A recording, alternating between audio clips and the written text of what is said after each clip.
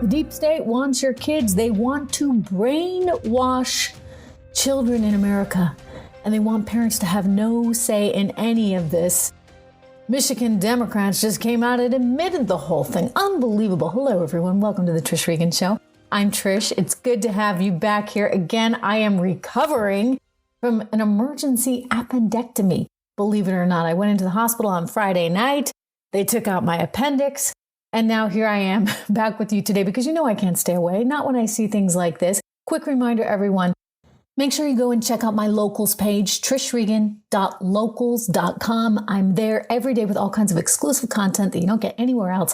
So please, you can be a supporter of the show. You can connect with me directly right there on locals, trishregan.locals.com. Anyway, we had a lot to get to because I'm just blown away by Michigan. I mean, the governor of Michigan, give me a break. Hasn't she kind of learned her lesson? Apparently not, because the Michigan Democratic Party came out with a statement that they posted to Facebook. And I want to share this with you. It's important that you hear what they're actually saying and what they're thinking. I'm going to read the whole thing. Not sure, quote, where this parents should control what is taught in schools because they are our kids is originating. But parents do have the option to choose to send their kids to a hand-selected private school at their own expense if this is what they desire. The purpose of a public education in a public school is not to teach kids only what parents want them to be taught, and then they put in bold letters, it is to teach them what society needs them to know. The client of the public school is not the parent, but the entire community, the public. Whoa, okay, wait a second. The client of the public school is the community and therefore is the parents, the ones that have kids in the school system, the ones that are actually paying their taxes. You don't get to just decide what the heck you think our young people should be learning. That's not how it works. And yet Democrats in Michigan, they somehow think that parents should not be involved in their kids' education. Didn't Virginia learn this the hard way, guys? You know, if you were smart, you would actually learn from Virginia and know that individuals need to have some choice, need to have some say in what their children are actually being taught. This is so fundamentally wrong. And really, if you ask me, very anti-American. We were set up as a federalist system to give power to the states, to the local communities. When it comes to those local communities and the community taxpayers that are paying for their kids to be in school, in public school, they have a right to expect a certain protocol in terms of education, and they have the right to be involved in that education. And the idea that you can dismiss them is absolutely bonkers. The Democrats have a real problem. You see, there's a new poll out from Gallup showing a 14-point swing in favor of Republicans for party affiliation just in the last year. You know, interestingly enough, Democrats actually had a 9-point advantage starting the year, and yet they lost ground every single quarter that President Biden was there in the White House, leaving them now with a 5-point advantage. I mean, it's really pretty remarkable. And what it shows you is that this hard left turn, this move to radical extremism on the left by Biden and many Democrats has really pushed a lot of voters that would have otherwise been in the middle or on the left straight into the GOP's camp. Because you know what? People are sick of it. They're like, we got real problems right now. We got a market right now that's down about 600 points as I go to air. We've got economic challenges. We've got inflation. We've got a supply chain crisis. We've got a pandemic that has not gotten under control. And yet this administration is concerned about teaching quote unquote equality through their eyes as they see it in the schools and says parents don't have any say, or they believe the answer is somehow redistribution of wealth through higher taxes and more handouts. More handouts, for goodness sakes. We've got a record number of people quitting their jobs. This is what they are calling the Great Resignation. Another 4 million people walking off the job in the month of November, right before Christmas. What this tells you is that people have figured it out. Joe Biden has given so many transfer payments out that they've figured out they don't need to work anymore. And the problem with that is that you're going to slow the economy in the process. If you don't have people doing the work and companies can't afford to pay the larger rates although they are increasing wages, I'm going to get to that in a second, then that acts as an economic drain on society. And so increasingly you're in this cycle, which we call stagflation, of ever escalating prices amid a shrinking economy. Hello, 1970s. This is Welcome Back, Carter, like the TV show. A little play on words there. But I mean, really, we haven't seen this since the 1970s. So get out the bell bottoms. We are living through stagflation all over again. Now, I did want to make a note. Wages are expected to go up, according to a new study, 3.5%. Employers are looking towards 3.5% wage increases for 2022. And you might say, oh, that's great. That's great. I'm sure the Biden administration is going to say this is fantastic. See, we just need some wage growth. The problem is prices are up 6%. And prices aren't going to go down anytime soon. And so as you deal with the highest prices and the highest increases since 1982, it doesn't matter. You can increase wages 3%, 3.5%, but unless you're going to match what we're dealing with in inflation, it's all going to get eaten up through these higher costs. And it affects the people that Biden pretends he's trying to represent the most. We've got to talk about really what's going on behind the scenes in terms of this wokeism. I think that the Warriors example, the co-owner of Warriors, the basketball team, saying he really doesn't care at all about the Uyghurs, that nobody really cares in China. That's an example of how wokeism is really being manipulated and used by certain people at the time that they see fit to serve their agenda. So whether it be the school systems that are pushing for this wokeism, and by the way, everybody's on the gravy train. Everybody's got, their hand out in this whole process, or whether it's, basketball, the NBA, or whether it's woke America corporations that are trying to play by certain rules in order to curry favor with groups. It all has kind of a financial incentive behind it. So I want to get to that story. And I also want to talk about the crime spree that's going on all over the country. Just horrible, horrible. All of the increases in crime from Philadelphia to LA to New York City. There's a problem here. We have a real problem. But before we get to any of that, we've got a market that's really suffering today. Again, as I go to air, down about 600 points on the Dow Jones Industrial Average. And the reason for this is in part because Goldman Sachs came out with earnings that were not as strong as people had anticipated. And the fear now is, as we go into a cycle that could be, less growth oriented, in part because of the escalating COVID rates, the supply chain disaster, and inflation, you're going to see more corporations have earnings reports that are less than stellar. So consequently, there is some downside in the market that's reflecting those concerns. Inflation is still here, though. Inflation isn't going anywhere. And I know the Fed says they're going to try and raise rates 3 times. I'll believe it, one, when I see it. And keep in mind, they haven't fully unwinded their QE program to the tune of $120 billion a month. They've scaled it back, but it's still not fully entirely unwound. So we still have this support there that's leading us towards greater and greater inflation, which is already off the charts. It's why I'm predicting double-digit inflation, possibly by this spring. And it's one of the reasons why I again say you've got to have a diversified portfolio. You've got to be making sure that you dollar cost average into a very diversified, well-rounded portfolio. Part of that needs to include gold. It just does. I'm sorry, but this inflation isn't going anywhere. And even if you didn't have crazy inflation like this, you're still looking at serious inflation over time.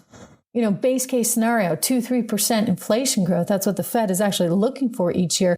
Well, now we're dealing with much higher than that, double that. So any way you slice it, I still like gold. I want you to take a look at it. Some of your portfolio should be in gold. Call my friends at Legacy Precious Metals. It's really a great group. They're one of the sponsors of this show, which is very fitting given how much I believe in gold as an investment. 1-866-589-0560. They've been in business for more than 40 years. It's a family-run business. 866-589-0560. And they can help you navigate this really tricky space. And it's tricky. Do you want to own physical gold? Do you want to keep it in your house? Do you want it in your safe deposit box? Do you want a gold-backed IRA? These are things they can help you figure out and navigate. So again, 1-866 589-0560. Legacy Precious Metals. Their website is legacypminvestments.com. Again, legacypminvestments.com. They've got a free guide that you can download there, all on investing in gold. So go check it out. This is something that you don't want to put off. But let's get back to this wokeism that, in my view, really is driven by profit. And the reason I believe it's so driven by profit is you just consider, for example, the behavior of the NBA most recently, or even, I mean, look, Jamie Dimon, who I think is a talented, phenomenal CEO over at JP Morgan. I mean, he had to pull a mea culpa, right, with China recently. Why? Because they do so much business in China. And so when he made that comment on stage in Boston recently, just sort of joking that the CCP's been around 100 years and so has JP Morgan, and he would bet on JP Morgan's future over the CCP went nuts and he had to come out and do an apology. I mean, you think about this NBA owner right now who's saying that nobody cares about the Uyghurs. He, by the way, is a mega donor for the Democratic Party. And, I think he's actually speaking the truth there. I think that's the sad thing. I think that the Democrat Party and this whole woke culture, they employ this wherever they need to, right? So when somebody spoke up in favor of democracy, the manager for the NBA team down in Texas spoke up in favor of democracy and the people fighting for democracy in Hong Kong, protesting. Well, suddenly he was in the doghouse with China. The entire NBA was in the doghouse with China, and they went and kissed China's ring on that one too. I mean, that's just wrong. But anyway, in this podcast, it was called the All In Podcast. He just basically waved off concerns about China's genocide against the Uyghurs, saying, and I quote, "Nobody cares about what's happening to the Uyghurs." Wow. I guess you said it, right? And that's the problem. This wokeism is all for whatever serves them in the time and place that is most expedient. It's not actually about what's doing right by the world or for the world. It's just about what serves them in any given moment. And there's a real capitalist underline to all this. I mean, I loved how when Alexandria Ocasio-Cortez went to the Met Gala and she wore that ridiculous gown that said "tax the rich." The funny thing was the gal who created the gown, the designer who was in every single picture with her. I mean, this girl was just right glued to AOC's side, wanted to make sure that she got her moment in the spotlight. It turns out she's the girlfriend of a billionaire from the Bronfman family. And then, by the way, allegedly hadn't paid all her business taxes. What do you think about that? I mean, tax the rich, and the woman who's the girlfriend of the billionaire isn't even paying her taxes. You see what this is. It's all designed to be a political campaign. It's not actually rooted in anything that's fundamentally good for our society. Wokeism is actually very dangerous, and the cancel culture that goes along with it is highly dangerous and needs to stop. Let me turn to another story that's really bugging me right now, and that's the crime spree that we are seeing all over America, from LA to Philadelphia. Enormous amount of crime escalation in Philadelphia in recent days and in New York City. So first of all, starting in LA, two recent incidents. One was a young woman who was working at a furniture store who was knifed to death by a homeless person. The other was a 70-year-old nurse out in the LA area. She was just going to work and she was attacked by a homeless person trying to get on the bus. She died. We have another homeless person in New York City who pushed a young 40-year-old woman, an executive at Deloitte, Asian woman, Michelle Go, right in front of a train and killed her. You know, the homeless thing, we got to get this under control. I'm sorry. You know what? If you're that messed up, the state actually has to take over. Okay, the state actually has to lock you up and put you away because you are a danger to society. 96 crimes reported just in the last 2 weeks on the New York City subway system. That's a 65% increase. I mean, we thought it was bad with Comrade de Blasio, right? In charge. And now Eric Adams is not looking so hot. He actually is trying to tell everybody that the New York City subway system is, quote, safe. I'm sorry, when you have a 65% increase in crimes, when a woman 40 years old is pushed to her death by a homeless person, it's not safe. We need to get away from the wokeism that makes it unacceptable for us to say, this is not okay to have homeless people there. We need to get away from that because our lives are at stake. Briefly turning to the markets, as I said, we got a down day going on Wall Street.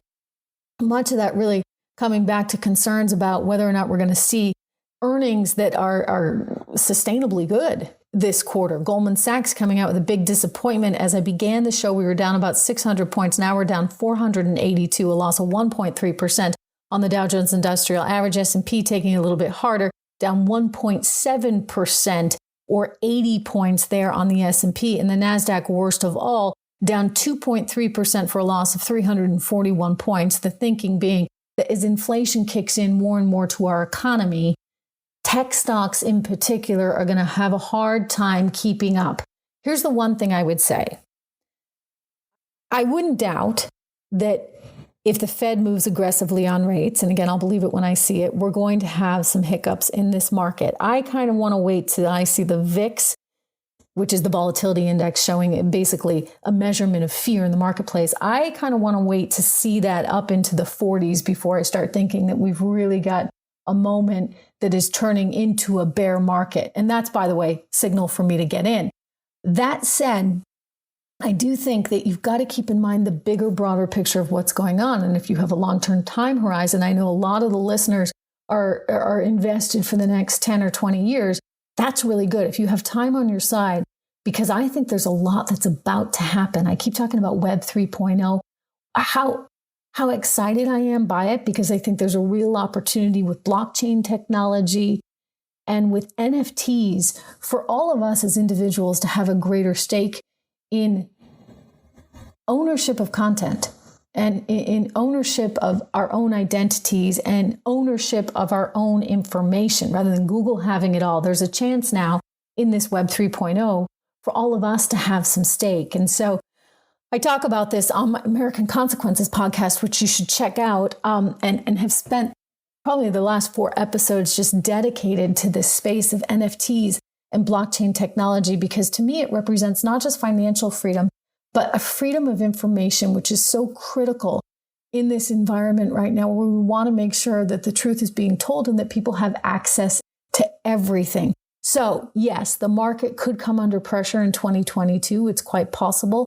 That said, I still am a long-term believer in all that's about to happen, and I'm super excited about it. Just a quick reminder, go check me out on Locals, trishregan.locals.com. You can support the show there. You can interact directly with me there. I look forward to seeing you there. Again, trishregan.locals.com. You can go to my website, trishintel.com, and I will see you right back here tomorrow.